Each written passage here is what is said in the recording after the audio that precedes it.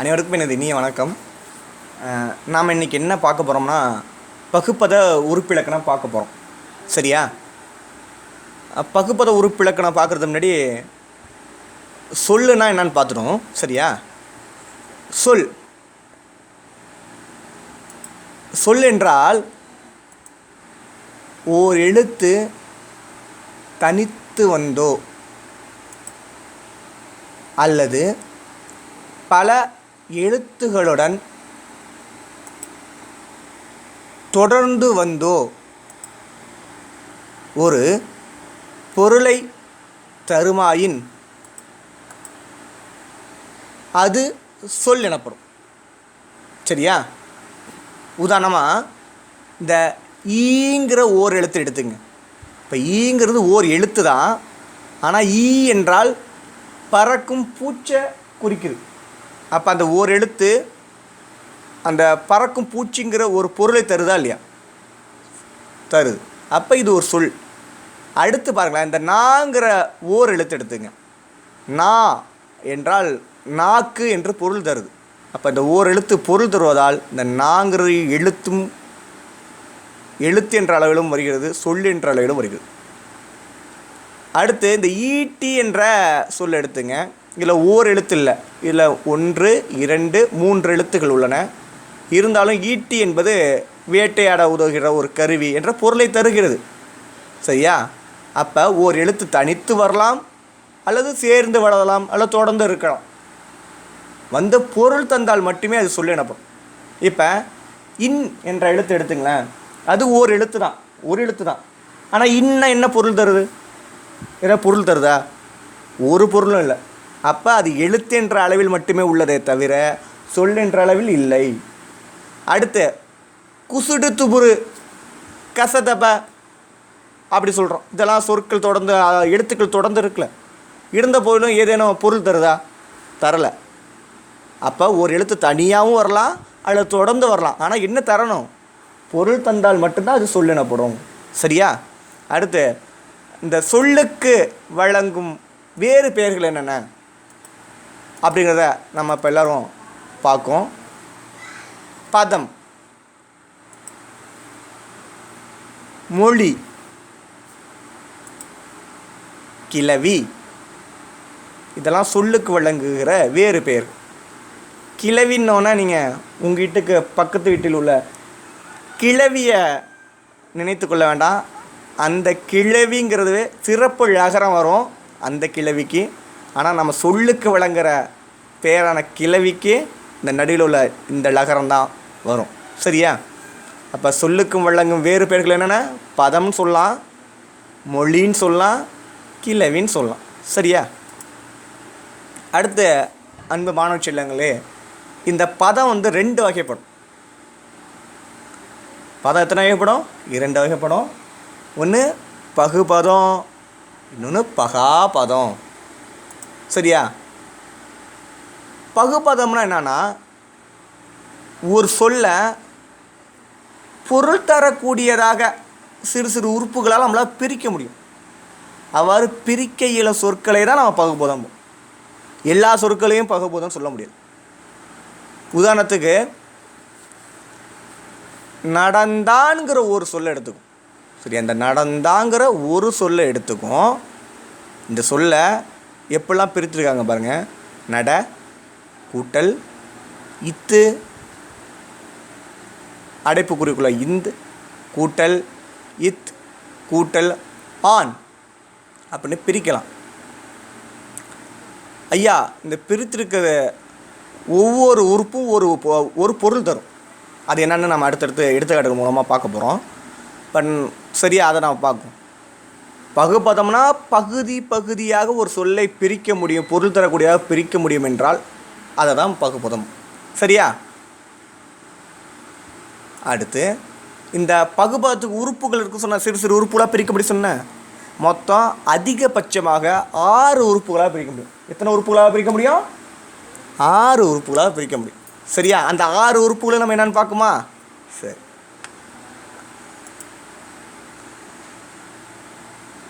பகுபத உறுப்புகள் 6 வகைப்படும். அந்த 6 உறுப்புகளை இப்போ பார்க்க போகிறோம். அதில் முதல் உறுப்பு பகுதி. சரியா? பகுதி. பகுபத உறுப்பில் முதல் உறுப்பு பகுதி. அடுத்த உறுப்பு சந்தி. அடுத்து வர்றது இடைநிலை. சாரியை, விகாரம், விகுதி. பகுபத உறுப்பில் முதலில் வருவது பகுதி, இறுதியில் வருவது விகுதி. சரியா? சரி. அடுத்து பகுதினா என்னன்னு பார்ப்போம். சரியா? பகுதினா என்ன பார்ப்போம். பகுதிங்கிறது பகுபத சொல்லின் முதலில் மட்டுமே இருக்கும். இந்த உறுப்பு அந்த பகுபத சொல்ல முதலில் மட்டுமே இருக்கும். அடுத்து இந்த பகுதிங்கிறது பகுபத உறுப்பில் பகுபத சொல் வந்து வினை சொல்லாக இருந்தால் கட்டளை சொல்லாக இருக்கும் இந்த பகுதிங்கிறது. இப்போ அடுத்தடுத்த எடுத்துக்காட்டு மூலமாக நம்ம தெளிவாக புரிஞ்சுக்கலாம். உதாரணமாக இப்போ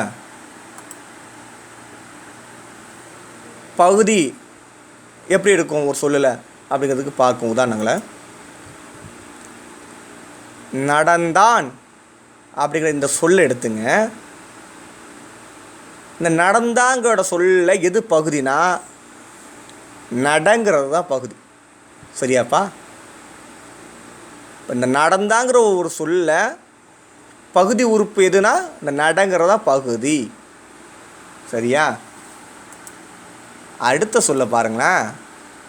படித்தான். இந்த சொல்லில் எது பகுதினா படிங்கிற இந்த முதலில் உள்ளது தான் பகுதி. அடுத்த சொல்ல பார்த்தீங்கன்னா பார்த்தான். இந்த சொல்ல பகுதி எது? பார் என்பது தான். வேணால் நீங்கள் எளிமையாக நினைவில் வைத்ததுக்காக ஒரு சிறிய குழு மாதிரி ஒன்று சொல்கிறேன் பாருங்களேன். இப்போ மணிகண்டன் சொல்கிறோம். அந்த பையனை எப்படி நீங்கள் சுருக்கமாக கூப்பிடுவீங்க? மணி மணி அப்படி கூப்பிடுவீங்களா, கூப்பிட மாட்டீங்களா? இல்லை வேறு ஏதேனும் ஒரு பேர் சொல்லுங்கள். சரோஜினின்னு வச்சிங்களேன். எப்படி சுருக்கமாக கூப்பிடுவீங்க? சரோ சரோ அப்படி கூப்பிடுவீங்களா, கூப்பிட மாட்டீங்களா? அது போல் வரும். அது போல் வரும். சரியா? அது மாதிரி அதை அப்படியே முழுமையாக எடுத்துக்காதீங்க, ஒரு நினைவுக்காக. இப்போ நடந்தாங்கிற சுருக்கமாக எப்படி சொல்லலாம்? நடன்னு சொல்லலாமா? படித்தாங்கிறத எப்படி சுருக்கமாக சொல்லலாம்? படின்னு சொல்லலாமா? பார்த்தாங்கிறத எப்படி சுருக்கமாக சொல்லலாம்? பார். அது மாதிரி சுருக்கமாக வர்றதுன்னு ஒரு நினைவு எளிமைக்காக வச்சுங்க. ஆனால் அது அப்படியே வராது, முழுக்க ஒரு எளிய நினைவுக்காக சொல்கிறேன். அடுத்த சொல்ல பாருங்களேன். நின்றான். இப்போ நின்றாங்கிறத எப்படி சுருக்கமாக சொல்லலாம்? நின் அப்படி சொல்ல முடியாது. நின்னா என்ன பொருள்னே தெரியல, அப்படி சொல்லக்கூடாது. சரியா? பொருள் தரும்ல, நில் அப்படி சொல்லலாம். சரியா? சரி. அடுத்து இந்த வந்தாங்கிற சொல்லோட சுருக்கம் பகுதி என்னென்னா வே வே வே அப்படின்னா என்ன? ஒன்றுமே அர்த்தம் கிடையாது. வாங்கிறது தான் அதோட பகுதி. சரியா? அதான் வேர்ச்சொல்லும்பாங்க. பகுதி என்பது ஒரு சொல்லோட வேர்ச்சொல்லும்பாங்க. சரியா? வா. அடுத்து சொல்ல பாருங்களேன். சென்றான். இந்த சொல்லோட சுருக்கம் என்ன அல்லது பகுதி என்ன சொல்லலாம்? சென் அப்படி சொல்ல முடியாது. சொல்லி பாருங்கள். செல் அப்படிங்கிறதான் இதோடைய பகுதி. அப்போ ஒவ்வொரு சொல்லோட பகுதி எப்படி கண்டுபிடிக்கணும் உங்களுக்கு நல்லா புரியுதுல்ல? சரி, நீங்கள் என்ன நல்லா பாருங்களா. பகுதிங்கிற நான் ஏற்கனவே தான் சொல்லியிருக்கேன். வினைச்சொல்லாக இருந்துச்சுன்னா அதோடைய பகுதி ஒரு கட்டளையிடுவதாக இருக்கும். பாருங்களேன், அதோட பகுதி எப்படி இருக்குது பாருங்கள். இந்த நடந்தாங்கிற சொல்லோட பகுதி நட. படித்தாங்கிற சொல்லோட பகுதி படி. பார்த்தாங்கிற சொல்லோட பகுதி பார். நின்றாங்கிற சொல்லோட பகுதி நில். வந்தான் என்ற சொல்லோட பகுதி வா. சென்றான் என்ற சொல்லோட பகுதி செல். பகுதி எல்லாமே கட்டளையிடுவதாக இருக்குன்னு சொன்னா இல்லையா? பாருங்களேன். நட, படி, பார், நில், வா, செல். அப்படியே கட்டளையிடுவதாக இருக்கா இல்லையா? இது மாதிரி வரதான் பகுதி. ஒரு சொல்லில் அதுவும் குறிப்பாக வினைச்சொல்ல எது பகுதியாக வரும்னா இதுமாதிரி கட்டளையிடக்கூடிய சொற்களாக சொல்லு தான் பகுதியாக வரும். சரி, இப்போ பகுதினா ஓரளவுக்கு உங்களுக்கு தெளிவாக புரிஞ்சிருக்குன்னு நினைக்கிறேன். அடுத்தது என்னன்னு பார்க்குமா?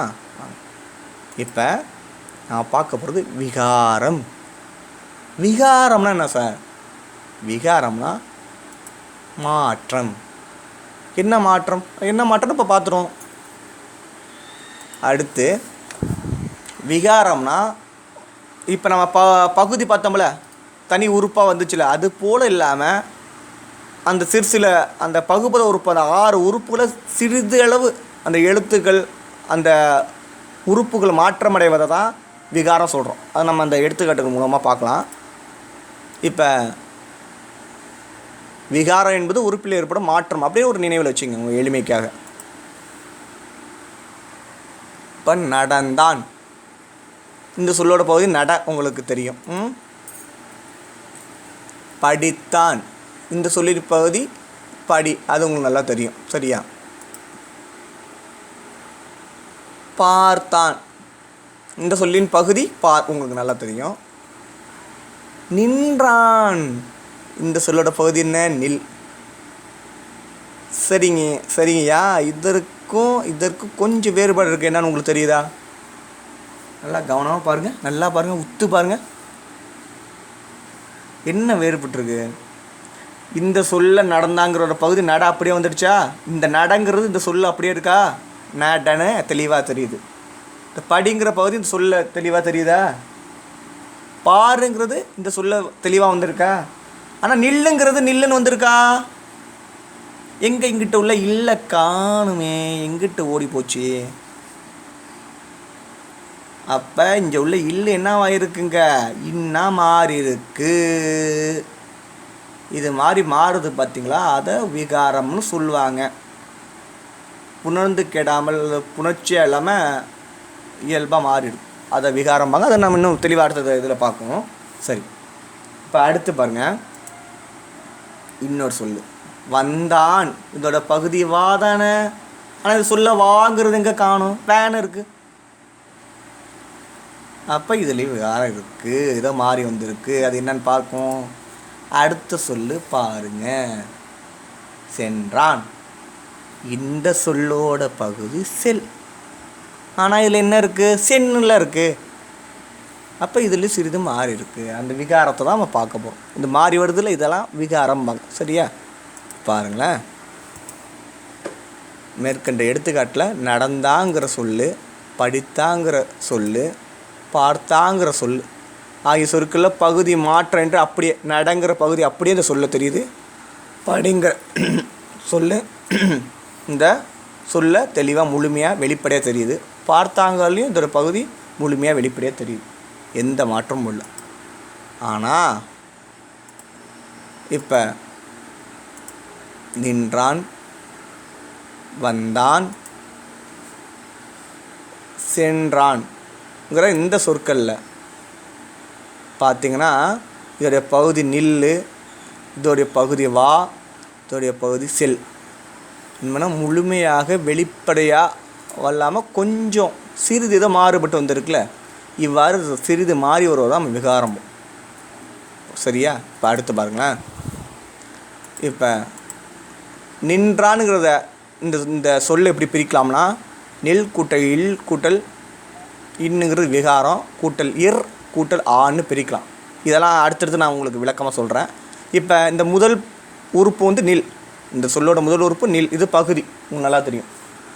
அடுத்த உறுப்பு வந்து இது வந்து விகாரம்பாங்க. இது ஏன் இங்கே உள்ள இல்லைன்னா இருக்குங்கிட்டு என்னப்பா இருக்குது? இன்னும் மாறி இருக்குது, அதனால் இது விகாரம்பாங்க. சரியா? இந்த இதெல்லாம் அடுத்தடுத்து நம்ம பார்ப்போம். சரி, இப்போ அடுத்த சொல்ல பார்க்குமா. வந்தான், இந்த சொல்ல வாங்கிறது பகுதி, வா வ என குறுகி இருக்குல்ல, இதுதான் விகாரம். இப்போ 2 உறுப்புகள் தெளிவாக உங்களால் கண்டுபிடிக்க முடியும்னு நினைக்கிறேன் ஓரளவு. அடுத்து நம்ம பார்க்க போகிறது வந்து சென்றானுங்கிற சொல்ல பாருங்களேன். இதில் செல்லுங்கிறது பகுதி. சரியா? இந்த சென்றாங்கிற சொல்லோட சுருக்கம் என்ன சொல்லலாம்? செல்லுங்கிறதா பகுதி. ஆனால் அந்த செல்லில் உள்ள இல்லை என்ன இருக்கு? இன்னா மாதிரி இருக்குது, இது விகாரம். இது ஐயா இருக்கான்னு நினைக்கிறேன். சரி, அடுத்து பார்க்குமா. இடைநிலை பார்க்க போகிறோம். இதுக்கு ஏங்கய்யா இடைநிலைன்னு பேர் வச்சாங்கன்னா, இது வந்து இடையிலையே தான் இருக்கும், 2 பேருக்கும் இடையில் வந்து நிற்கும், அதனால் இடைநிலைன்னு பேர். பகுதின்னு ஒரு உறுப்பு சொன்னோமா இல்லையா, அது முதல்ல வர்றது. விகுதின்னு ஒரு உறுப்பு முன்னாடி பார்த்தோம், முழுமையாக பார்க்கல, விகுதின்னு கேள்விப்பட்டிருக்கோம், அது இறுதியில் வரும். இந்த பகுதிக்கும் விகுதிக்கும் இடையில் வந்து நிற்குது எப்பொழுதும். இது வந்து முதல்லையும் வராது கடைசியிலும் வராது, இடையில தான் இருக்கும். அதனால் இதுக்கு என்னென்னு பேர், இடைநிலைன்னு பேர் வச்சுட்டாங்க. சரியா? இடைநிலை எப்பொழுது எங்கே வரும், பகுதிக்கும் விகுதிக்கும் இடையில் தான் வரும். இது காலத்தை காட்டும் அனைத்து சொல்லிலும் கட்டாயம் இருக்கும். இந்த இடைநிலை வந்தால் தான் காலத்தை காட்டுறது. குறிப்பாக வினைச்சொற்களில் பார்த்திங்கன்னா காலத்தை காட்டுறதுக்கு இந்த இடைநிலை தான் பெரும் பங்கு வகிக்குது. எல்லா இடத்துலையும் காலகட்டமான குறிப்பு, இதை நான் வந்து நினைவில் வச்சுங்க. பெயர் பகுபதம், ஒரு பெயர் சொல்லு பகுபதமாக இருந்துச்சுன்னா அதில் வர இடைநிலை காலத்தை காட்டாது. உதாரணமாக இந்த கலைஞங்கிற சொல்ல வந்து பிரிக்க முடியாதா? முடியும். இதுவும் ஒரு பகுபதம் தான், பகுதியாக பிரிக்க முடியும். உதாரணம் பாருங்களேன், கலை கூட்டல் இன் கூட்டல் அன் அப்படின்னு பிரிக்கலாம்.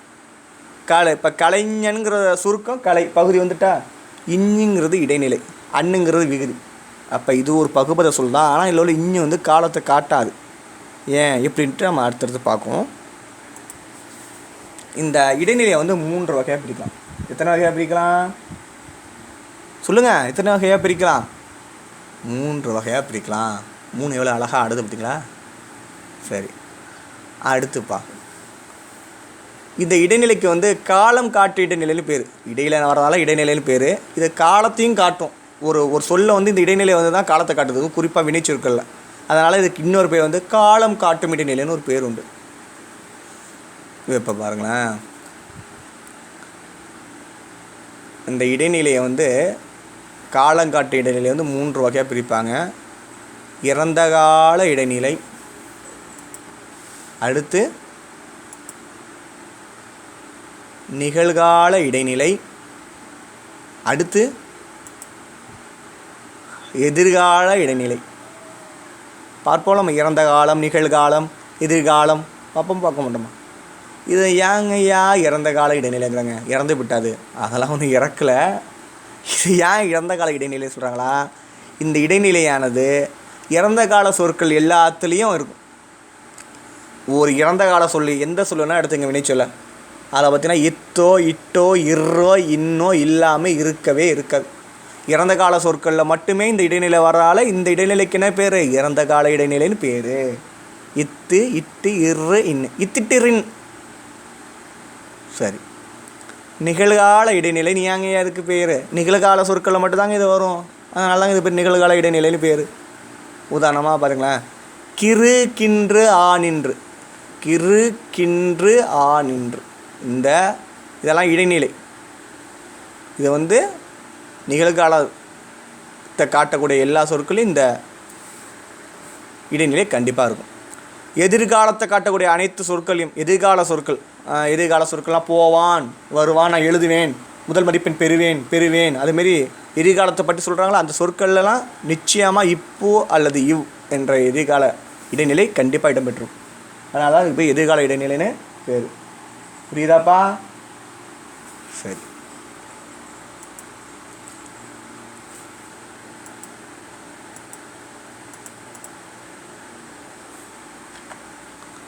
அடுத்து இந்த இடைநிலை இல்லாமல் இன்னும் 2 இடைநிலை தெரிஞ்சுக்குங்க. எதிர்மறை இடைநிலைன்னு பேர். இதுக்கு ஏன் எதிர்மறை இடைநிலைனா, இது வந்து உடன்பாட்டு சொற்கள் அல்லாமல் எதிர்மறை சொற்கள் இருக்குல்ல, அந்த சொற்களில் இந்த இடைநிலைகள் கண்டிப்பாக வரும். அதனால தான் இதை வந்து எதிர்மறை இடைநிலைங்கிறாங்க. செய்வேன், படிப்பேன், தூங்குவேன், ஓடுவேன், ஆடுவேன் எல்லாம் செய்வேன்ட்டு உடன்பாடாக சொல்கிறாங்க. செய்ய மாட்டான், போக மாட்டான், எழுத மாட்டான் அப்படின்னு மறுத்து சொல்கிறாங்களே, அதுமாரி எதிர்மறை சொற்களில் இந்த இடைநிலை வரும். அதனால தான் அது போய் எதிர்மறை இடைநிலைன்னு பேர். அந்த இடைநிலைகள் வந்து ஆ, அல், இல். இப்போ அடுத்து என்ன பார்க்கணும்னா பெயர் இடைநிலைகள். இது ஏங்க பெயர் இடைநிலைகள்னு சொல்கிறோம்? பெயர் சொற்களில் மட்டும்தான் வரும், அதனால தான் பெயர் இடைநிலைகள் பேர். அது என்னென்னா இன்னு, இவ், இச், இத் போன்ற எழுத்துக்கள். சரியா? அடுத்து இறந்த கால இடைநிலைகள் என்னென்ன பார்த்தோம் சொல்லுங்கள். இத்து,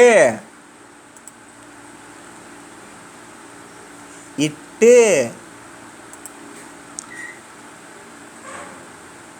இர், இன். இதெல்லாம் இறந்த கால இடைநிலைன்னு பார்த்தோம்ல. ஏன் இதை இறந்த கால இடைநிலை சொல்கிறோம்? இறந்த கால சொற்கள், அதாவது நீங்கள் ஆங்கிலத்தில் சொல்லுவீங்க, என்ன சொல்லுவீங்க, பாஸ்ட் டென்ஸ் சொல்லுவீங்களா? அது இறந்த கால சொற்களில் இந்த இடைநிலைகள் கண்டிப்பாக வரும். அதனால தான் இது இறந்த கால இடைநிலைகள்னு பேர். சரி, இப்போ இறந்த கால இடைநிலைகள் என்னென்ன சொல்லுங்கள். இத்து, இட்டு, இர், இன். இதெல்லாம் இறந்த கால இடைநிலைகள்.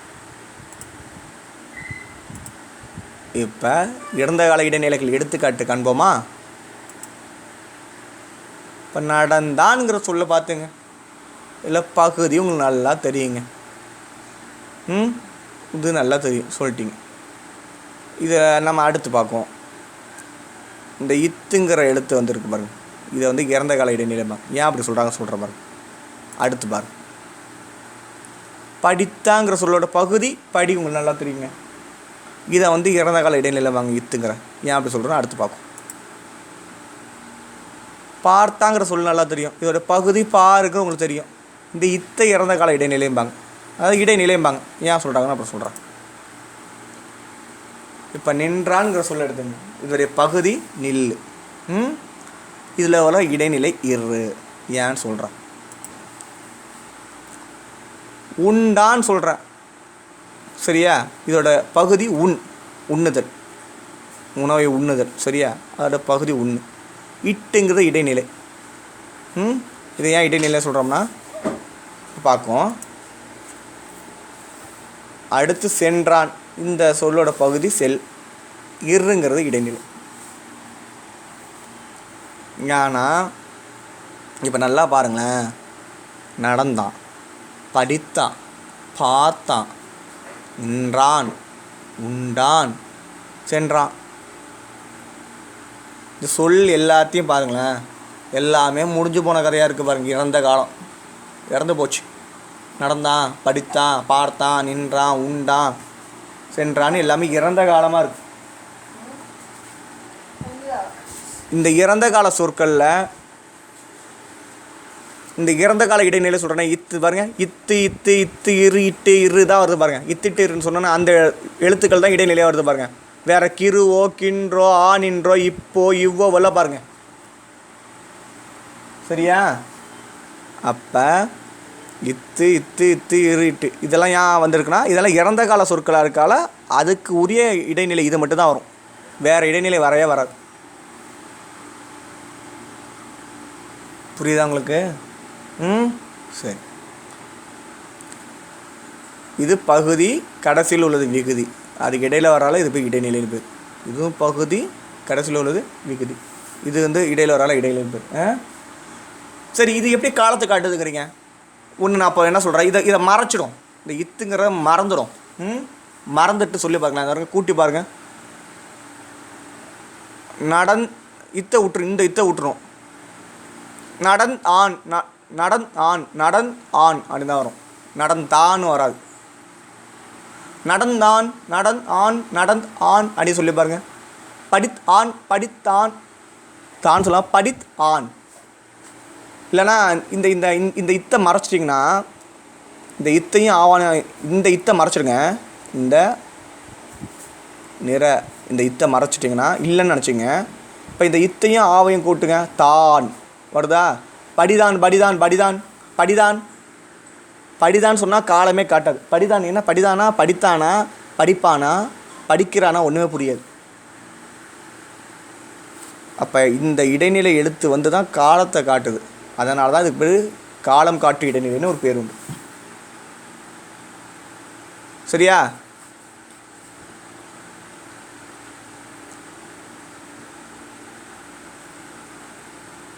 இந்த இடைநிலை இல்லைன்னா காலத்தையே காட்டாது இந்த சொல். இந்த இத்து இல்லைன்னு நினச்சிங்களேன், இந்த இத்தையும் இந்த ஆவணாவே சேருங்க. தான், பார்தான், பார்தான், பார்தான் அதுதான் வரும். பார்தான் பார்தானா இறந்த காலமாக எதிர்காலமாக நிகழ்காலம்னு ஒரு ஐயம் வந்துடும், நமக்கு தெளிவாக தெரியாது. அதில் இந்த காலத்தை காட்டுவால் தான் இந்த இடைநிலைகளுக்கு இறந்த கால இடைநிலைகள்னு பேர். இந்த இடைநிலை எழுத்து வரலேனா அந்த இந்த சொற்கள் காலமே காட்டாது. அடுத்து நிகழ்கால இடைநிலைகளை பார்க்குமா? அது என்னென்ன பார்த்துருக்கோம்? கிறு, கின்று, ஆ நின்று, இவற்றை வந்து நிகழ்கால இடைநிலைகள்னு சொல்லுவோம். நிகழ்கால இடைநிலைகளுக்கு எடுத்துக்காட்டுகளை பார்க்கும். ஏ காணா எடுத்துக்காட்டு, எடுத்துக்காட்டுறோம்ல அது உதாரணங்கள், அதனால் எடுத்துக்காட்டுன்னு பேர். இப்போ நடக்கிறாங்களோட பகுதி நட, இதோடைய இடைநிலை வந்து கிறு.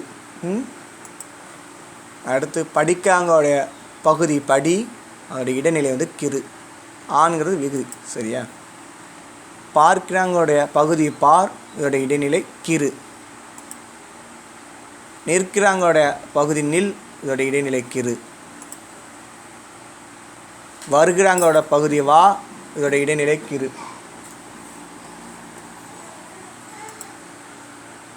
இப்போ செல்கின்றான்களோட பகுதி செல்லு, கின்றுங்கிற இடைநிலை. இந்த சொற்களை நன்று பாருங்கள். இப்போ எல்லாமே நான் கொடுக்கப்பட்டிருக்கிற அனைத்து நடக்கிறான், படிக்கிறான், பார்க்கிறான், நிற்கிறான், வருகிறான், செல்கின்றான், அனைத்து சொல்லுமே பார்த்திங்கன்னா நிகழ்காலத்தை குறிக்கிற சொற்கள். நிகழ்காலம். என்ன பண்ணிகிட்ருக்கான்? நடக்கிறான். என்ன பண்ணிகிட்ருக்கா? படிக்கிறான். பண்ணிகிட்ருக்கான், படிக்கிறான். அவன் என்ன செஞ்சிட்ருக்கான்? பார்க்கிறான். எல்லாமே இப்போ நிகழ்ந்து கொண்டு இருக்கிறது குறிப்பாக இது எல்லாமே நிகழ்கால சொற்கள் தான். ஆனால் இந்த நிகழ்கால சொற்கள் எல்லாத்துலேயுமே பாருங்கள், கிறு, கிறு, கிறு, கிறு, கின்று, இதுதான் வந்திருக்க பாருங்கள் இடைநிலைகளா. ஏன் இத்தை காணும்? இத்து இதுக்கு முன்னாடி பார்த்தோம்ல, ஏன் அதெல்லாம் இறந்த காலங்களில் அங்கே இத்து வந்துச்சு, இட்டு வந்துச்சு, இரு வந்துச்சு, இன்னும் வந்துச்சு. இது வந்து நிகழ்காலத்தில் இருக்கிறதான் நிகழ்காலத்துக்கு உரிய இடைநிலைகள்லாம் கிறு, கிறு, கின்று, இதுவெல்லாம் வந்துருக்கு. இந்த நிகழ்கால இடைநிலைகள் இல்லைன்னா இது காலத்தையே காட்டாத சொல்லு. இப்போ நடக்கிறாங்கிற பாருங்களேன், இந்த கிருவை எடுத்துருங்களேன். கிருவை எடுத்துட்டா இக்கையும் ஆவி சேர்த்துங்க. இப்போ இந்த இக்கையும் ஆவி சேர்த்துங்க. இக்கா கான்னு ஆகிடும். இக்கும் ஆவும் சேர்ந்தா கா, இக்கா கான், கா இன். நடகான், நடகான், நடகான்னா என்ன அர்த்தம்? நடகான்னா ஒன்றுமே புரியலையே, எந்த காலமே காட்டலையே. இந்த இடைநிலைகள் வந்து தான் காலத்தை கட்டுறதால தான் இதை வந்து நிகழ்கால இடைநிலைகள்னு பேர். அடுத்து இப்பு, இவ், இது ரெண்டும் எதிர்கால இடைநிலைகள், சரியா?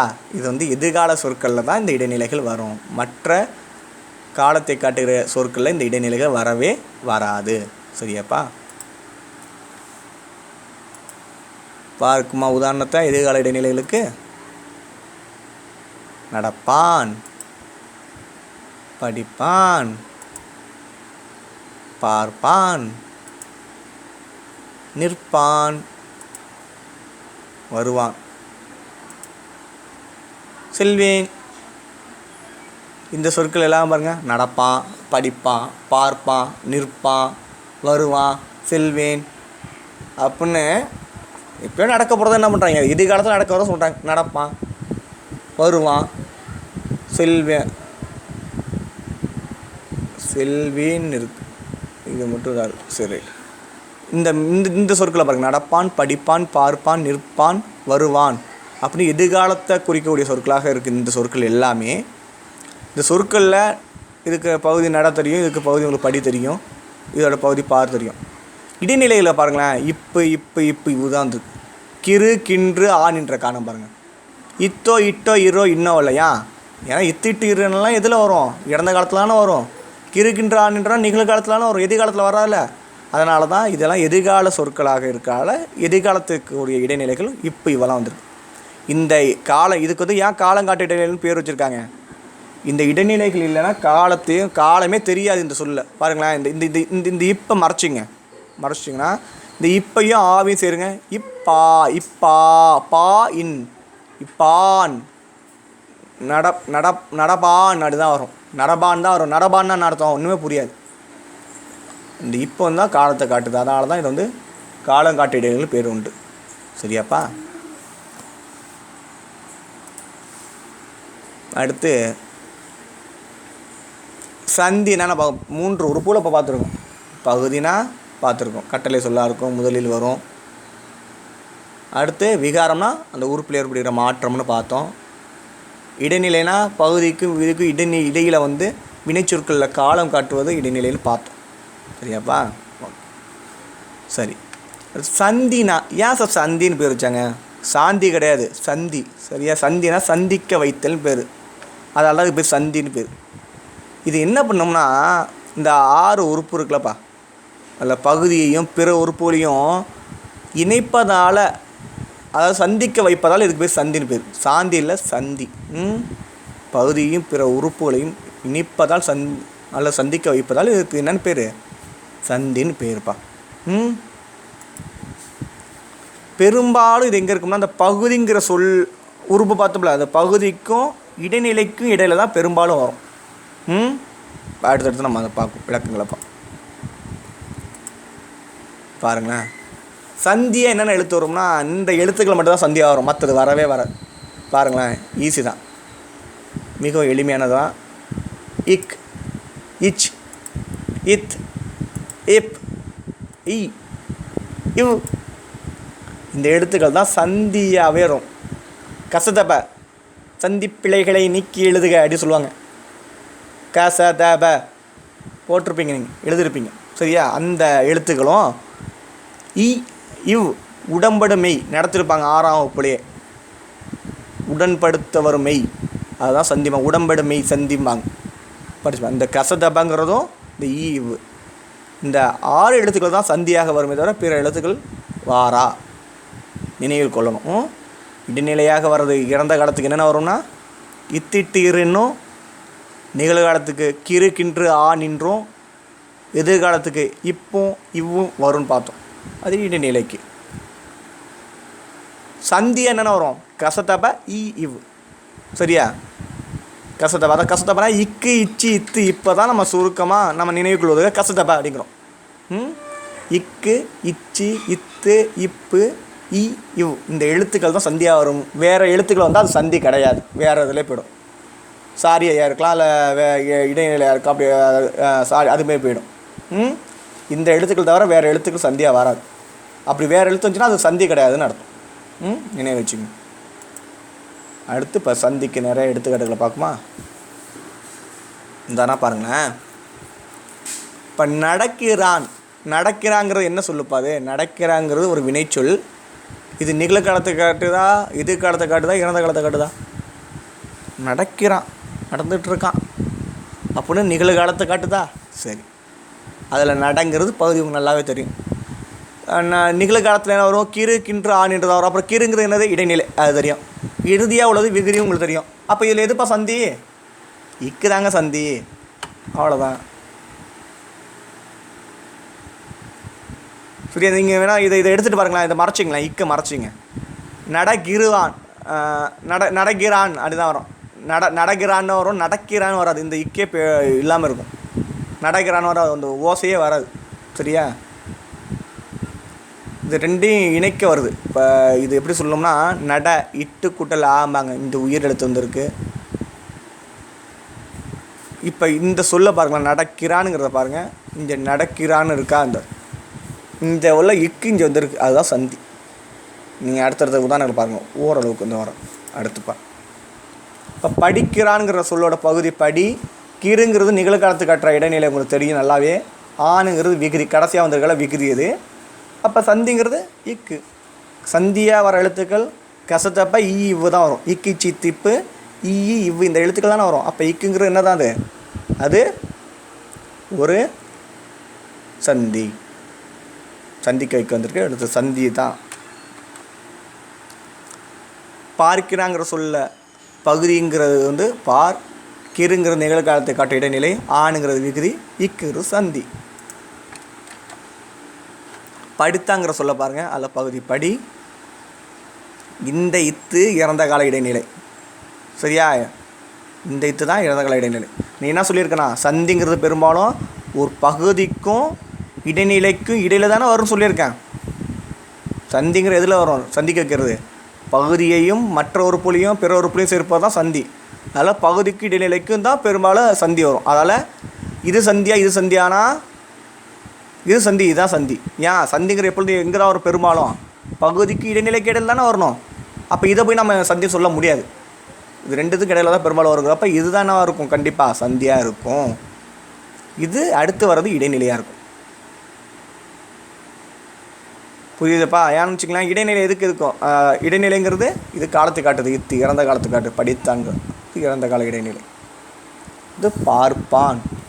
பார்ப்பாங்கோடைய சொல்லுள்ள பகுதி வந்து பார். இப்புங்கிறது சந்தி, இப்புங்கிறது பார்ப்பான் எதிர்கால இடைநிலை, ஆணுங்கிறது விகுதி. இது சந்தியா இது சந்தியான்னு சொல்ல போனால் இதை தான் சந்திங்கணும். இதுதான் சந்தி. ஏன் சந்திங்கிறது பெரும்பாலும் ஒரு பகுதிக்கும் இடைநிலைக்கும் இடையில் தான் வரும்னு நம்ம படிச்சிருக்கோம், பார்த்துருக்கோம் எனக்கு. அதனால் இதை சந்தியை சொல்கிறோம். இது ரெண்டையும் உடன்படுத்துவா, இது ரெண்டையும் சேர்ப்பதால் இது சந்தி, ரெண்டுத்தையும் சந்திக்க வைப்பதால் சந்திப்பு. சந்திங்கிறது பகுதியையும் பிற உறுப்புகளையும் சந்திக்க வைப்பதால் இதுக்கு பேர் சந்திப்பு. சரியா? அந்த சந்தி என்ன பண்ணுது? இந்த பகுதியை மற்ற உறுப்போடு சேர்க்குது. அதனால தான் இதுக்கு பேர் சந்திப்பு. அடுத்து அறியேன்.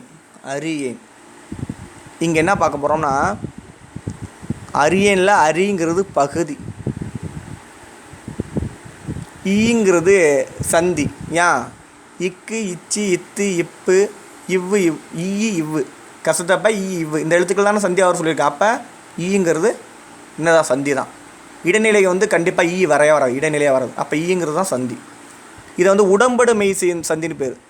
ஏன் அப்படி சொல்லுவாங்கன்னா, இந்த அறிங்கல ரீ இருக்குல்ல, ரீயை பிரித்து பாருங்களேன். இர் கூட்டல் ஈ அடிப்பாங்க. இருங்கிற அந்த இருங்கிற எழுத்தும் ஈங்கிற எழுத்தும் உயிர் எழுத்தும் சேர்ந்து தான் ரீ. இந்த ரீயில் கடைசியாக உள்ளது இரு கூட்டல் ஈ பிரிக்கும்போது கடைசியாக உள்ள எழுத்து உயிர் எழுத்து. இதுவும் ஆங்கிறதும் உயிர் எழுத்து. ரெண்டு உயிர் எழுத்தும் சேராது, உயிர் சேராது.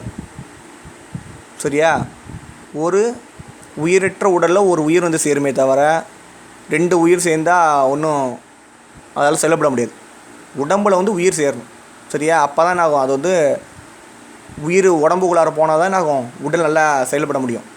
உயிரும் இருந்துச்சுன்னா அதுக்கு உருவமே இருக்காது. செயல்பட முடியுமா? வேணால் காற்றுல அலைஞ்சிட்டு இருக்கலாம், உசுறு வேறு எதுவும் பண்ண முடியாது. அப்போ வந்து இந்த ரெண்டு உயிரும் இல்லை ரீயை பிரித்தா இரு கூட்டல் ஈன்னு பிரிக்கலாம். இரு கூட்டல் ஈங்கிறது கடைசி எழுத்தாக இருக்குது. இஞ்சி இருக்குதுன்னு நினச்சிங்க. சரியா? ரீயை பிரித்தா இரு கூட்டல் ஈங்கிறது உயிர் எழுத்து, ஆங்கிறது உயிர் எழுத்து. ரெண்டுமே உயிர் சேர்ந்தால் செயல்பட முடியாது. ரெண்டு உயிர் சேருவதற்கு என்ன வேணும்? கண்டிப்பாக ஏதாவது ஒரு உடம்பு இருந்தாலும், இந்த உயிரில் ஏதாவது ஒரு உயிர் ஒரு உடம்புக்குள்ளாக போட்டுட்டா தான் அந்த உடம்பு மூலியமாக என்ன பண்ணலாம்? செயல்பட முடியும். இப்போ ஒரு பொருள் பொருளை போய்ட்டு உயிரை போய்ட்டு ஆவி போய் தூக்க முடியுமா? ஆவிக்கு தான் உடம்பே கிடையாது, தூக்க முடியாது. அப்போ ஆவி ஒரு உடம்புக்குள்ளாக பூந்துக்கிட்டால் தான் அந்த உடம்பு போய் என்ன பண்ண முடியும்? ஒரு பொருளை தூக்க முடியும். சரியா? அப்போ இந்த ரெண்டு உயிரையும் உடன்படுத்துவதற்காக சேர்க்குறதுக்காக ஒரு மெய்யெழுத்து வேணும், ஒரு உடம்பு வேணும். அதனால தான் அதால் உருவாதான் இந்த சந்திக்க வைப்பதற்காக வருது. இப்போ தான் உடம்படு சந்தின்னு பேர். ரெண்டுமே உயிரெழுத்தாக இருக்குது. இங்கே உள்ள ரீயை பிரித்தா இரு கூட்டல் ஈன்னு இருக்குது உயிரெழுத்து, ஆங்கிறதும் உயிரெழுத்து. ரெண்டுமே உயிர் சேர்ந்து சேர முடியாது. உயிர் என்ன பண்ண முடியும்? ஒன்றுமே பண்ண முடியாது. அப்போ இந்த உயிர் வந்து ஒரு உடம்புக்குள்ளாக பூரணும். அப்போ தான் அந்த உடம்பு என்ன ஆகும்? மனுஷனாக மாதிரி நம்ம பொருள்கள் எல்லாத்தையும் எடுக்கலாம். சரியா? ஆவியை மட்டும் தனியாக இருக்க முடியுமா? ஒன்றும் பண்ண முடியாது. அதனால தான் ஒரு உடம்பு எழுத்து தேவைப்படுது, அதாவது மெய்யெழுத்து. அதனால தான் இது பேர் உடம்படு மெயின் பேர். ரெண்டு உயிரிழத்தையும் உடம்படுத்துவதற்காக உருவாக இந்த மெய்யுக்கு என்ன பேர்? உடம்படு மெய்ன்னு பேர். இது சந்தி, உடம்படு மெய் சந்தின்னு ஒரு பேர் உண்டு. இந்த ஆங்கிறது என்ன? நீங்கள் சொன்னால் இத்திட்டு இருன்னு வரல, இப்பும் வரல. இந்த ஆங்கிற எதுனா எதிர்மறை இடைநிலையும் ஒன்று பார்த்தோம்லப்பா. எதிர்மறை சொற்களில் வரும்னு சொன்னா இல்லையா? செய்வேன்னு சொன்னால் உடன்பாடு, செய்ய மாட்டேன்னு சொன்னால் எதிர்மறை, எதிர்த்து சொல்கிறது. சரியா? இப்போ அறிந்தேன், எனக்கு அறிவேன், எனக்கு நல்லா தெரியும், நான் படித்துட்டேன், தமிழ் திருக்குறள் அனைத்துமே எனக்கு நல்லா, நான் மனப்பாட பாடல் அனைத்துமே படிச்சுட்டேன், அறிவேன் அப்படின்னா அது உடன்பாடு. அறியேன்னு எனக்கு தெரியலை அப்படின்னா அது எதிர்மறை. இது எதிர்மறை சொல்லாக இருக்கால இங்கே என்ன இடைநிலை வந்திருக்கு? எதிர்மறைக்கு வரக்கூடிய இடைநிலையான வந்திருக்குப்பா. இன்னையில் வச்சுங்க. இது ஏனுங்கிறது விகுதி. அவ்வளோதான். சந்தி உங்களுக்கு ஓரளவு புரியுதா? பகுதி உங்களுக்கு புரியும், இடைநிலையும் புரியும், விகாரமும் புரியும், சந்தியும் ஓரளவு புரிஞ்சிருக்கும். விகுதிக்கு கடைநிலை வர்றது விகுதி, அதுவும் உங்களுக்கு ஓரளவு புரிஞ்சிருக்கும். நன்றி. அடுத்துப்பா இப்போ சாரியை எளிமையான ஒன்று தான்ப்பா. சாரியைனா ஒன்றும் இல்லை. சாரியை வந்து சில இடத்துல தான் வரும். நம்ம வர சாரியங்கிறது எப்படின்னா ஒரு ஓசைக்காக வர்றதுன்னு வச்சுங்களேன். பகுதி விகுதி இடைநிலைகளை சார்ந்து வருவதால் சாரியைன்னு பேர். சாரியைனா என்ன அர்த்தம்னா பகுதி விகுதி இடைநிலைகள் சார்ந்து வருவதால் அதுக்கு பேர் சாரியைன்னு பேர். எடுத்துக்காட்டுகள் அடுத்தடுத்து பார்க்கணும். பெரும்பாலும் இது எதுக்கு வரும்னா இடைநிலைக்கும் விகுதிக்கு வரும். சந்தி எதுக்கு வரும் சொன்னால் பகுதிக்கு இடைநிலைக்கு வர்றது தான், இடையில் வர்றது தான் சந்தி. பெரும்பாலும் சந்தி எதுக்கு இடையில் வரும்? பகுதிக்கும் இடைநிலைக்கும் இடையில் வரும் சந்தி. ஆனால் சாரியை எதுக்கு வரும்னா இடைநிலைக்கும் விகுதிக்கும் இடையில் தான் வரும் பெரும்பாலும். அந்த சாரிகளை என்ன சொல்லுவாங்கன்னா அன் சாரியை, அத்து சாரியை, அம் சாரியை, இத்து இந்த பாருங்க இதுதான் சாரியே வரும். இல்லை இத்து இப்போ இவெல்லாம் வராது பாருங்க, இதெல்லாம் வராது. இத்து இப்போ இவெல்லாம் சந்தியாக தான் வரும். சாரியிலே இல்லை பாருங்க. சாரியையா என்னென்ன வரும்னா உறுப்புகள் வரும்னா அன்னுங்கிறது வரும், ஆன், இன், அல், அற்று, இற்று, அத்து, அம், தம், நம், நும், ஏ, ஆ, உ, ஐ, கு, இன் போன்றவை தான் சாரியையா வரும். வேறு சாரியையா வர பெரும்பாலும் வராது. சரியாப்பா? அப்போ உங்களுக்கு தெளிவாக தெரிஞ்சுப்படும். இப்போ அத்துன்னு ஒரு வச்சுக்கலாம் ஒரு சொல்ல, அது என்ன தான் இருக்கும்? கண்டிப்பாக சாரியாக தான் இருக்கும். இடைநிலையாக இருக்காது, சந்தியாக இருக்காது. சந்தியாக வர்றது கசத்தப்பா இவ்வு தான் வரும். இக்கு சித்துப்பு இவ்வு தான் வரும். இடைநிலையாக வர்றது உங்களுக்கு தெரியும். இத்துட்டுன்னு கிறு கின்று ஆ நின்று இப்பு இவ்வு அது போன்றதான் வரும். அது இல்லாமல் இதெல்லாம் இந்த இதில் தான் வரும், சாரியாக தான் வரும். சாரியை பெரும்பாலும் எதுக்கு வரும்? இடைநிலைக்கும் விகுதிக்கும் இடையில தான் வரும். அடுத்துப்பா எடுத்துக்காட்டுகளை பார்க்கணும். சாரியைக்கு சாரியை எதில் தான் வரும்? பெரும்பாலும் இடைநிலைக்கும் விகுதிக்கும் இடையில் தான் வரும் பெரும்பாலும். இப்போ மரத்தைங்கிற சொல்ல எடுத்துங்களேன். மரம் கூட்டல் அத்து கூட்டல் ஐன்னு சொல்லலாம். மரங்கிறது பகுதி, ஐங்கிறது விகுதி. அத்துங்கிறது என்ன சொல்லியிருக்கேன்? சாரியை. இப்போ பார்த்தோம்ல மேலே பார்த்தோம்ல பாருங்க என்னென்ன சாரியை என்னென்ன வரும் பார்த்தோம் நம்ம. அன், ஆன், இன், அல், அற்று, இற்று, அத்து, அம், தம், நம், நும், ஏ, ஆ, உ, ஐ, கு, இன் இதுதான் சாரியாக வரும் பார்த்தோம்ல. அப்போ அத்துங்கிறது சாரியை. சரியாப்பா? இது பகுதி, இது விகுதி. அப்போ இதுதான் சாரி. படத்துக்குன்னு வச்சுங்களேன். படம் கூட்டல் அத்து கூட்டல் இக்கு கூட்டல் கு இது விகுதி, இது சாரியை. அத்துங்கிறது என்னது? சாரியை. இக்கு சாரியில் வருமா சார்? ஐயா சாரியில் வராது. ஏன்? இக்குங்கிறது சாரியில் இருக்கா பாருங்கள். நான் கொடுத்த சாரியில் இருக்கா பாருங்கள், வருதா பாருங்க. இக்கே இல்லையா? அப்போ சாரியில் வராது.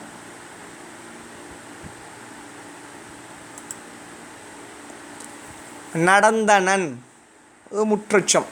இதில் பாருங்களேன், நடப்பகுதி. இந்துங்கிறது இது இத்திந்து வரும். இது அப்புறம் சொல்கிறேன். இது இத்திந்தானே வரும், அது இருக்கட்டும். இத்தி இறந்த கால இடைநிலையில் வரும். அண்ணுங்கிறது இதில் வரும்னா சாரியை. கடைசியாக வராது சாரியை. சாரி எங்கே வராது? கடைசியாக வராது. அப்போ இந்த அண்ணு சாரின்னு சொல்லக்கூடாது. சரியா? சாரிங்கிற பெரும்பாலும் இடைநிலைக்கும் விகுதிக்கும் இடையில தானே வரும். அப்போ இந்த அன் சாரியை, இந்த அன் சாரியானா இதுதான் சாரியையாக இருக்கும். விகுதிங்கிறது எப்பொழுதும் எங்கே தான் வரும்? கடைசியாக தான் வரும். அதனால் இது இதுதான் விகுதி, இது சாரியை. அப்படி நினைவில் நம்ம கொள்ளணும். பகுதிங்கிறது முதல்ல வரும், விகுதிங்கிறது இறுதியில் வரும், இடைநிலைங்கிறது இடையில் வரும். சந்திங்கிறது பகுதிக்கும் இடைநிலைக்கும் இடையில் வர்றது சந்தி. சாரிங்கிறது இடைநிலைக்கும் விகுதிக்கும் இடையில் வர்றது சாரி. இதை கொஞ்சம் நினைவில் வச்சுக்கினா எளிமையாக இருக்கும். சில இடத்துல விதி விளக்கம் ஒன்று மாறும். அதை அப்புறம் பார்த்துக்கணும். நீங்கள் மேல்நிலை வகுப்பில் நல்லா தெளிவாக கற்றுக்கொள்ளலாம். இது ஒரு நினைவூட்டலாக வச்சுங்க. இது ஒரு அறிதல் மாதிரி நினச்சிக்கலாம் இந்த கற்றலை. தனிந்தது, இதோட பகுதி தனி, விகுதி தூ, சாரியை இது ஆங்கிற சாரி. இது இத்துங்கிற இடைநிலை. தனிந்தது இறந்த காலத்தை கட்டு. இத்துங்கிற இறந்த கால இடைநிலை. இடைநிலைக்கும் விகுதிக்கும் இடையில் வந்திருக்கு சாரியை. புரியுதாப்பா? நின்றனர் இந்த சொல்லோட பகுதி நில்லு. அருங்கிறது விகுதி. இருங்கிறது நின்றனர், நின்றாங்கன்னு எப்போயோ இறந்த காலத்தை இறந்த கால இடைநிலை. அண்ணுங்கிறதா சாரி, அண்ணு அத்து இத்து இதான் சொல்லியிருக்க சாரியை. அப்போ அண்ணுங்கிறது சாரியை. இல்லு என்ன இருக்குங்க நில்லில், இல்லுங்கிறது இன்னா இருக்குது விகாரம். அவ்வளோதான். இந்த சொல்ல என்ன இல்லை, அப்போ சந்தி வரல. இந்த சொல்ல பகுதி வந்திருக்கு, விகுதி வந்திருக்கு, சாரியை வந்திருக்கு, இடைநிலை வந்திருக்கு, விகாரம் வந்திருக்கு. ஆனால் இந்த சொல்ல என்ன இல்லை, சந்தி வரல. புரியுதாப்பா? ஓரளவுக்கு உங்களுக்கு நல்லா புரிஞ்சிருக்கு. இப்போ நம்ம என்ன பார்க்க போகிறோம், விகுதி. கடைசியாக உள்ளது தான் விகுதி. ஒரு சொல்லியும் கடைசியாக உள்ளது தான் விகுதி, முதல்ல உள்ளது தான் பகுதி. கடைசியாக உள்ள விகுதிக்கு இப்போ கடைசியாக பார்க்கும்போதா விகுதியை? சரி, விகுதி கடைசியில் மட்டுமே வரும். சொல்லின் இறுதியில் நின்று கடைசியில் வந்து திணை, பால், எண், இடம் இதெல்லாம் காட்டும். திணைனா உங்களுக்கு நல்லாவே தெரியும். உயர்திணையா அக்ரிணையா? மனிதன் உயர்திணை, மனிதன் அல்லாத பிற அக்ரின்னு படிச்சிருப்பீங்க. பால் இது உங்களுக்கு நல்லாவே தெரியும். ஆண் பாலா பெண் பாலா, பலர் பாலா ஒன்றன் பாலா பலவின் பாலா இதெல்லாம் காட்டும். என்ன எண்ணிக்கை, ஒருமையா பன்மையா, ஒருத்தவங்களா பல பேரா அப்படின்னு காட்டும்.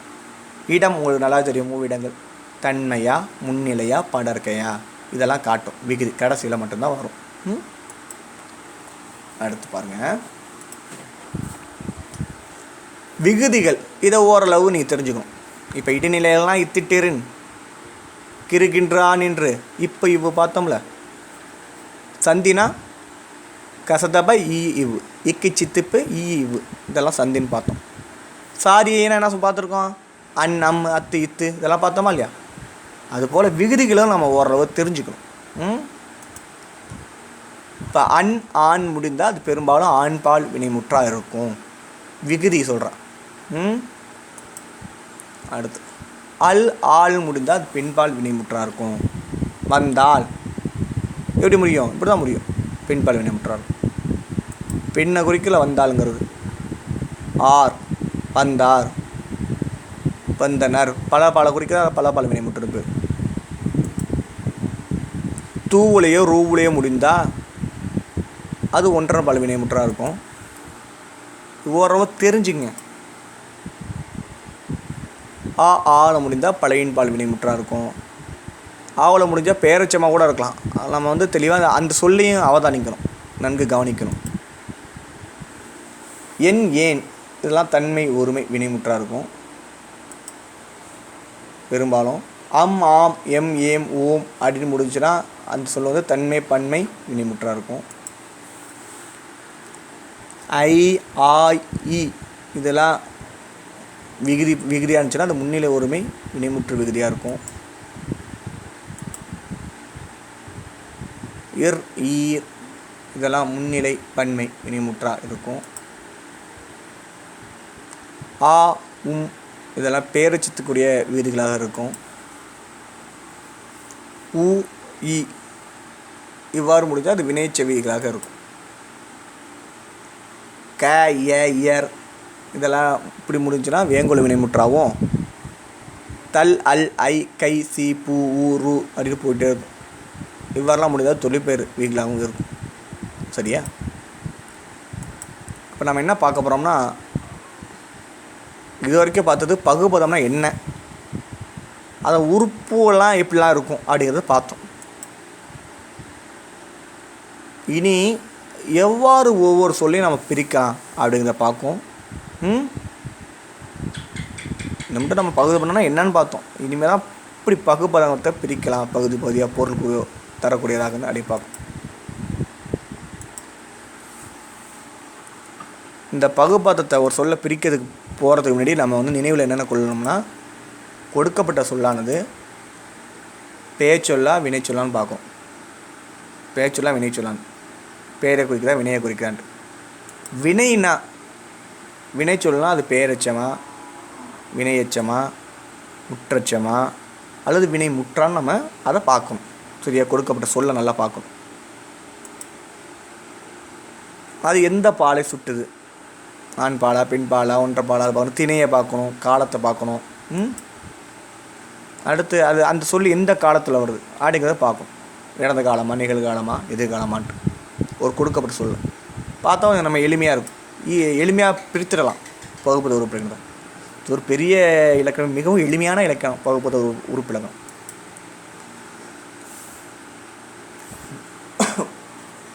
இப்போ இந்த பாருங்களேன், சொற்கள். இப்போ நடந்தாங்கிற சொல், இதோட பகுதி என்ன? நட.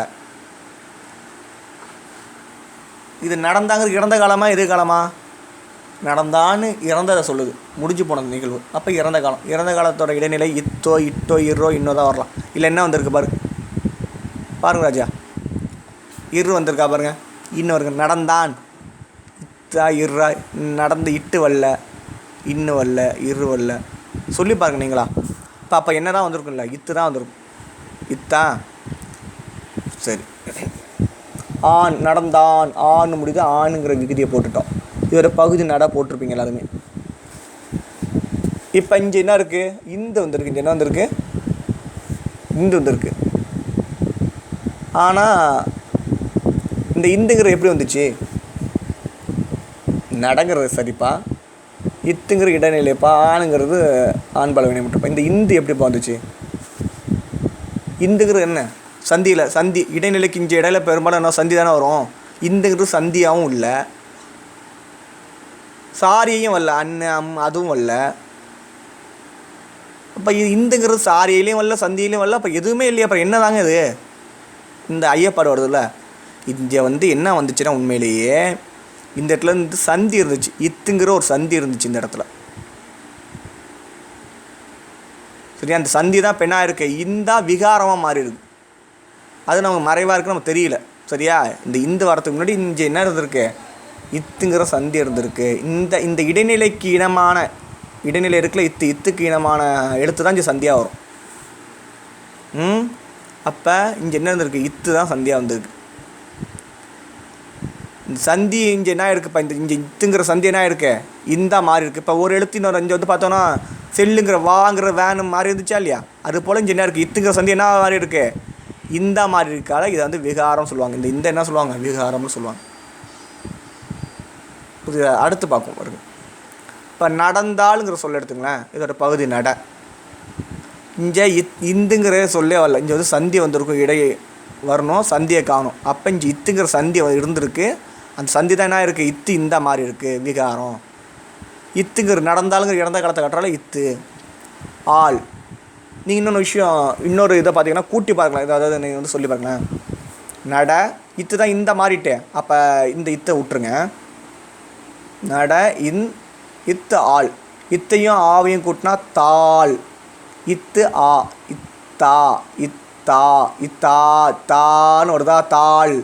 தாள் வந்துடுது. இங்கே நட வந்துடுது, இங்கே இந்த வந்துடுது. இந்த இத்து தானே இந்த மாறிட்டு, அதனால் இந்த இத்தை சேர்க்கணும். நடந்தாள். அப்போ நம்ம பிரித்தது சரியா? நட இந்தாள். இந்த சொல்லு வந்துட்டா, அப்போ நம்ம பிரித்து பார்க்கும்போதும் சரி. இது ஒரு எளிய வழி, நாம் சரி பார்த்துக்கலாம்.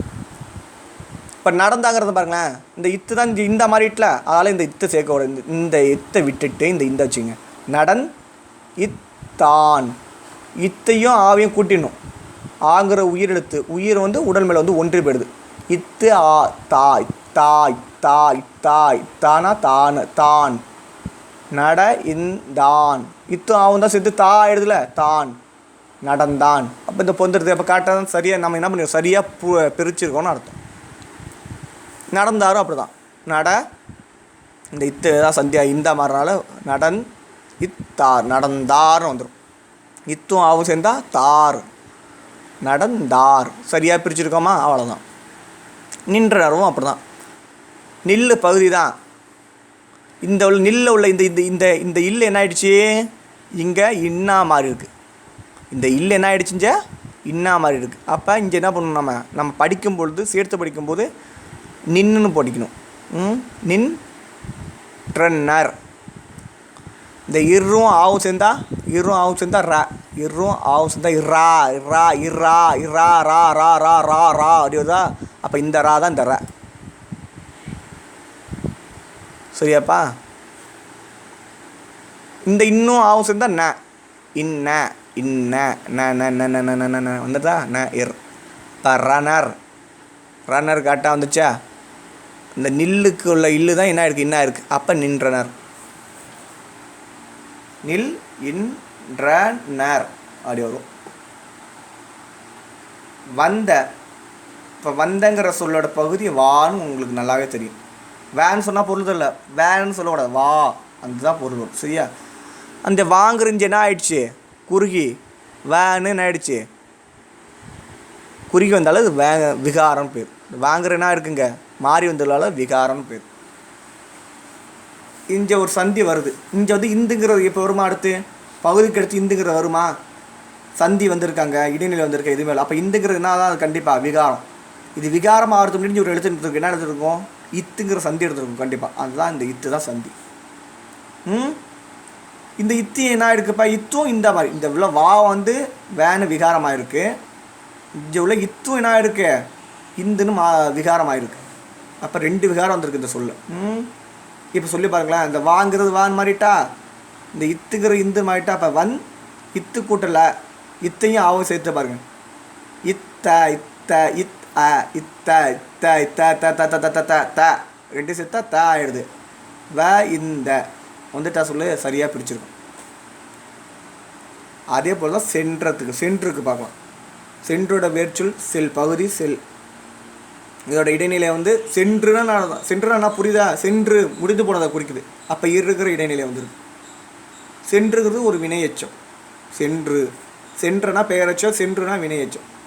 வினையச்சத்தோட விகிரி என்ன வரும், ஊ தான் வரும். அப்போ இதான் விகிரி. சொல்லி பாருங்கள்.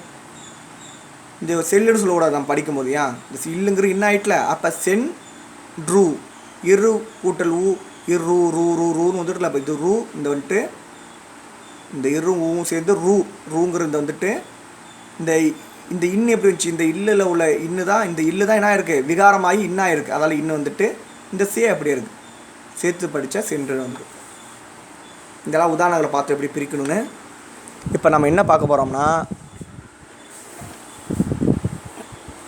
நம்ம ஏற்கனவே ஒரு சொல்ல பார்க்கும்போது பேச்சொல்லாம் வினைச்சொல்லான்னு பாருங்கள்.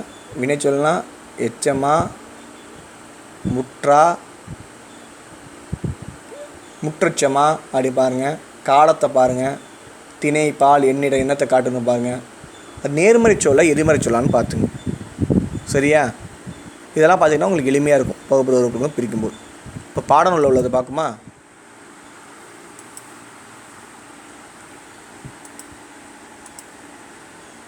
பாருங்கள், பாடநூலில் உள்ளது 10ஆம் வகுப்பு பாடநூலில் இந்த அமர்ந்தாங்கிற சொல்ல பாருங்களேன்.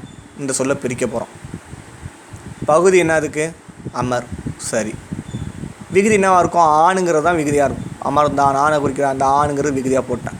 சரி, அமருக்கு அப்புறம் இந்து வருது. இந்து வருமா, இந்துங்கிறது சந்தியிலையும் வரல, சாரியிலையும் வரல. சந்தியாக வர்றது இக்கு, இச்சு, இத்து, இப்பு, ஈவு தான் வரும். சாரியாக வருது அன்னு, அம்மு, தூ, ஐவு, அதுமாரி தான் பார்த்தோம். அப்போ இது சாரியிலையும் வரல. இடைநிலையும் இந்து வராது. அப்போ இது என்னங்க, இந்துங்கிறது விகாரம் வந்திருக்கு.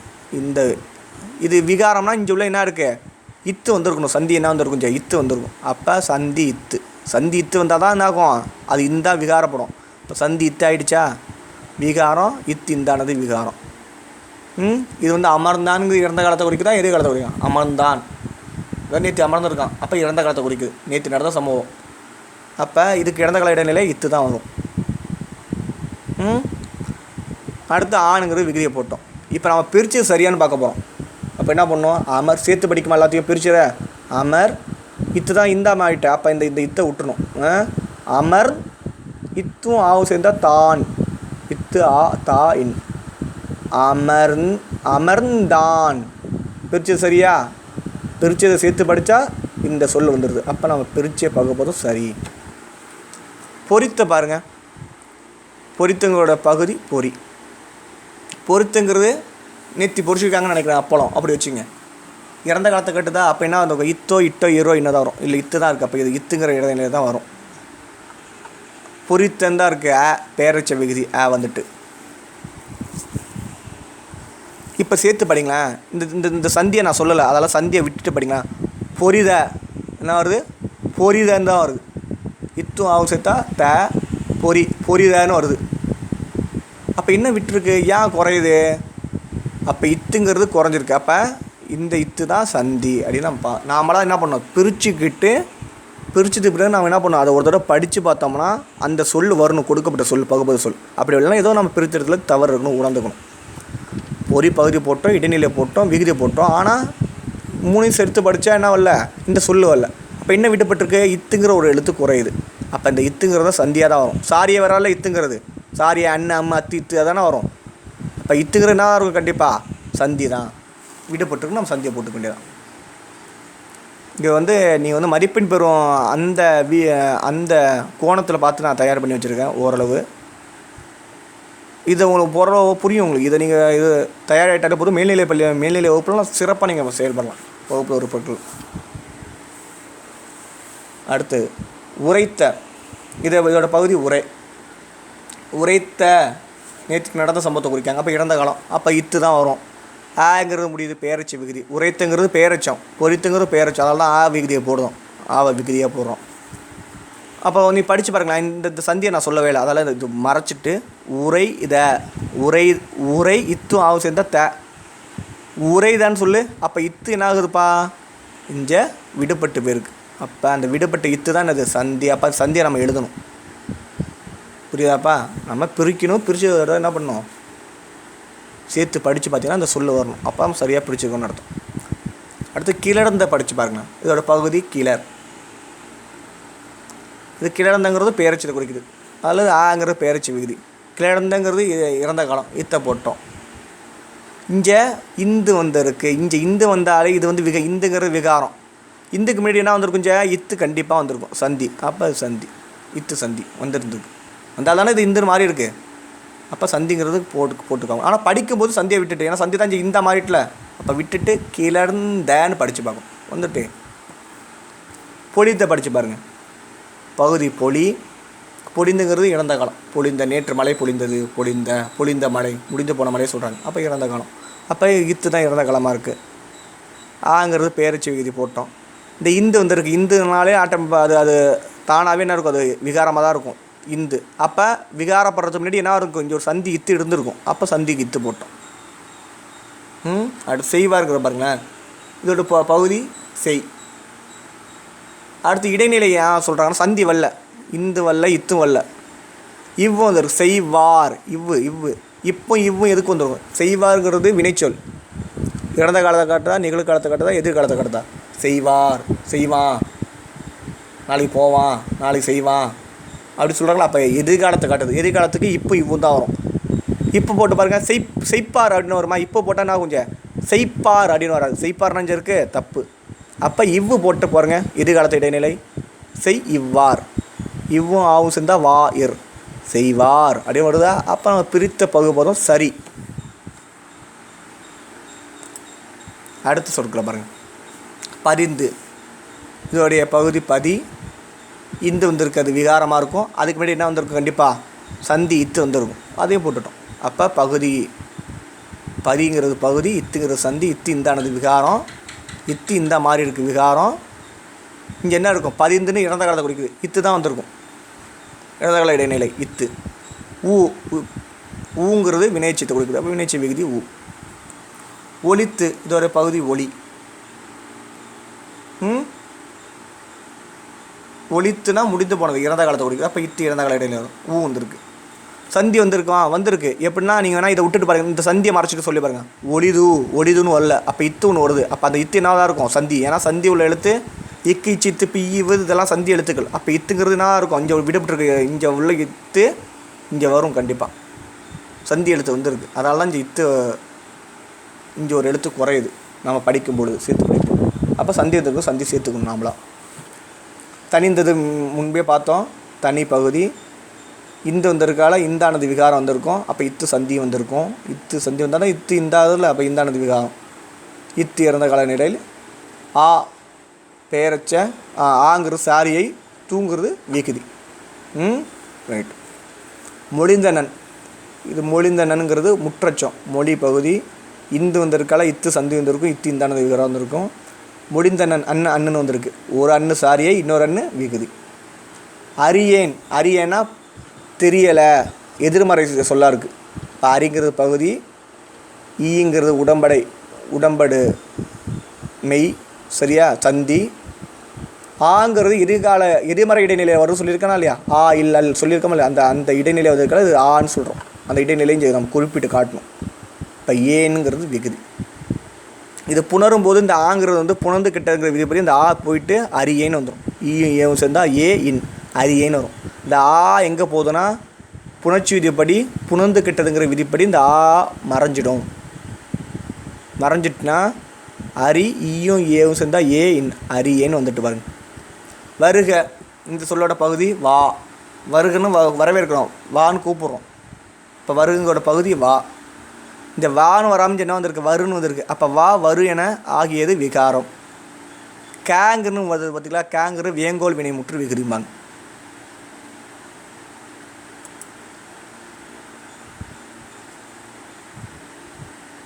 சரியா, நன்கு உங்களுக்கு புரிந்திருக்குன்னு நினைக்கிறேன். அடுத்துப்பா, நன்றி, வணக்கம். வாழ்க எல்லா வளத்துடனும் நலத்துடனும். வணக்கம்.